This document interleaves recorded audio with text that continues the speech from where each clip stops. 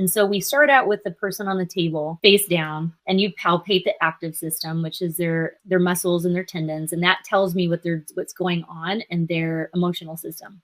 And then I'll palpate their spinal system going from the first, well, you can't do the first vertebrae because it's tucked under, but it's C2 down to the coccyx area. So I always have to warn them, like, because there's sometimes, depending on what pattern they're in, if they're in AP6, I'm going to have to work in your coccyx. And so I have to. And what is AP6? So AP6 is, it's like if you were cheated on and you are like, why did this happen to me?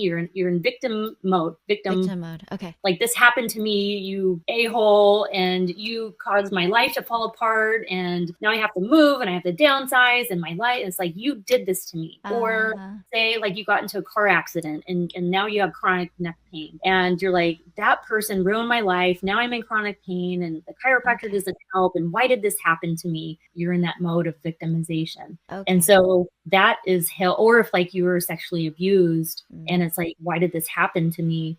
All that energy in AP6 is held in the coccyx. And so you palpate the passive system and you can tell. So you go by, does it feel like a piece of cardboard where it has some give? Or does it feel like a wooden spoon where it's hard, but there's some give? Or is it like a steel rod? Mine was steel bar. Like, there was no give, and it was like dinosaur back. And I'm like, so I didn't know, but he was like, oh yeah, you have very low life force and there's no give. And so you start always with the passive system. So life force, root chakra, number one, because they can't do anything with the emotional system. You'll dysregulate them. They won't even know what's going on. You need to always start with life force. And when you palpate the vertebrae, it'll tell me, oh, you have really high passive, meaning you have very little life force. So if it's higher on the body, it means you don't have a lot in the field. It's like a mirror. And so that tells me where to start. And then I do neural checks on the legs. And so you take their legs and you do heel traction, which will tell me if you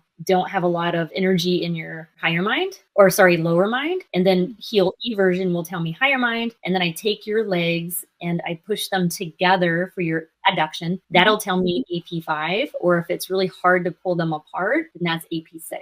And so it tells me, your body tells me a map on where to start, what parameter to start, AP5, AP2, AP6, and then start on the passive. Or if their passive is low, then I'll start on the active. Or if they're heel traction, then I know higher mind, and so, or lower mind. So your body gives me a map of where to start. It's really fascinating. Wow, this is so fascinating.